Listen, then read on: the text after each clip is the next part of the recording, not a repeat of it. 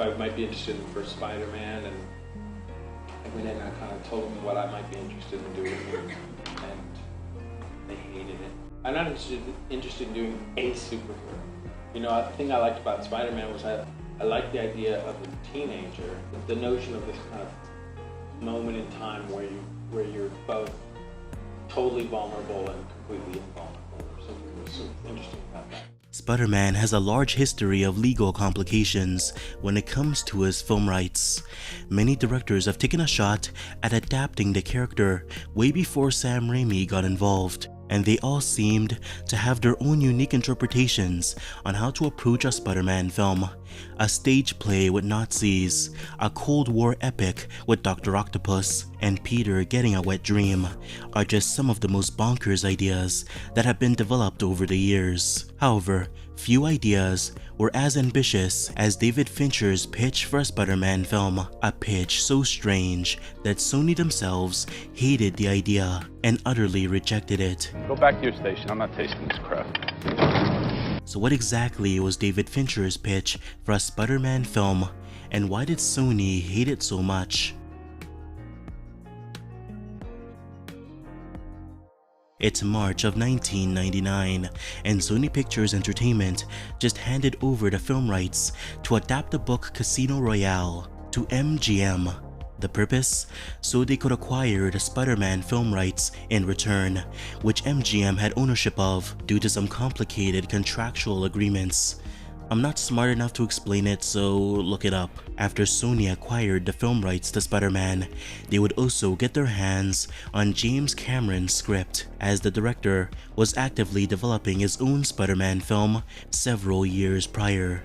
However, Sony were not keen on using Cameron's script as it was. Instead, they would hire David Koepp to rewrite and tweak the story while maintaining certain elements that he believed worked and could be expanded upon, such as the villains trying to team up with Spider-Man, Peter suffering from cryptic nightmares, and the ditching of the web shooters in favor of organic webbing. Of course, one of the major changes David Koepp made to Cameron's Spider-Man story was the tone. Cameron's version was much darker, crude, and mature, with an emphasis on Peter being aroused, violent, and struggling to find his place in the world.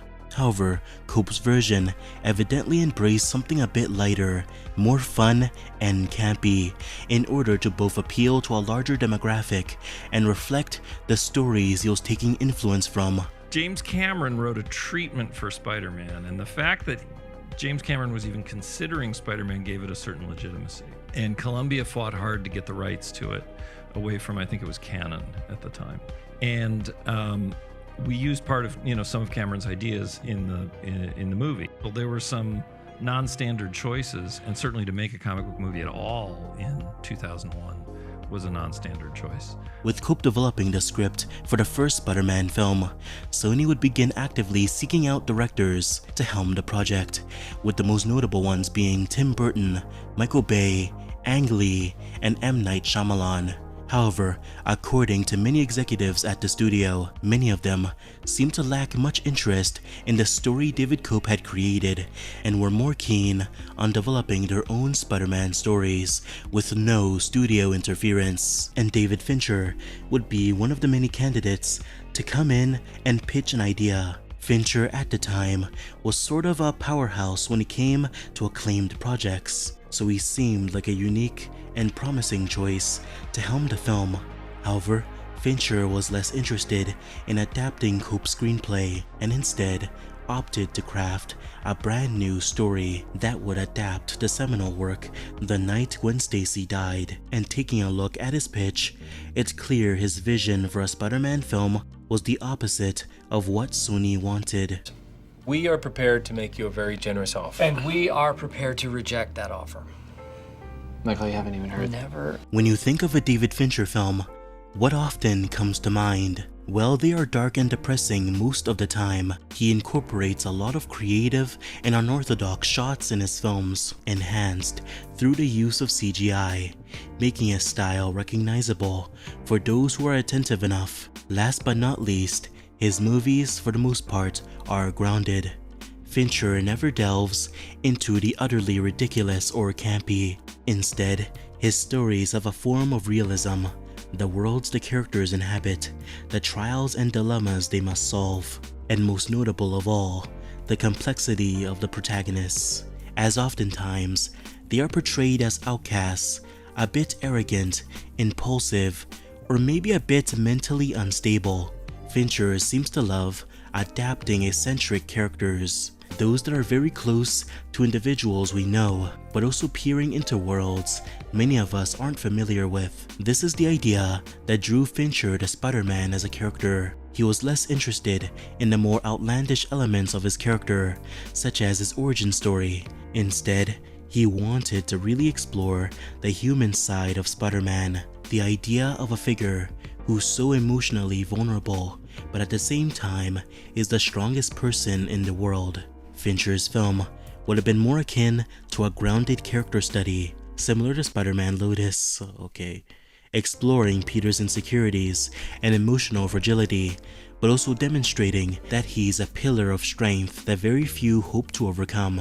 According to Fincher himself, the story wasn't really a teenager story. Instead, it was more about a man who's become accustomed to being a freak, an embrace of power that we normally don't see from superhero films. However, little did David Fincher know that this rejection of Spider-Man's origin in favor of focusing on his later years would ultimately lead to the story being rejected. The story of David Fincher's Spider-Man is unknown, but we can piece together certain plot elements due to interviews from Fincher himself. The story would begin with a 10-minute music video, or opera, which guided audiences through Peter Parker's backstory, getting bit by the radioactive spider, the death of Uncle Ben, Peter breaking up with Mary Jane, and his many adventures as Spider-Man. The sequence would have likely been similar to similar scenes from The Incredible Hulk and Watchmen, but significantly longer. After the sequence ended, Peter would meet Gwen Stacy, and a new, blossoming love story would begin.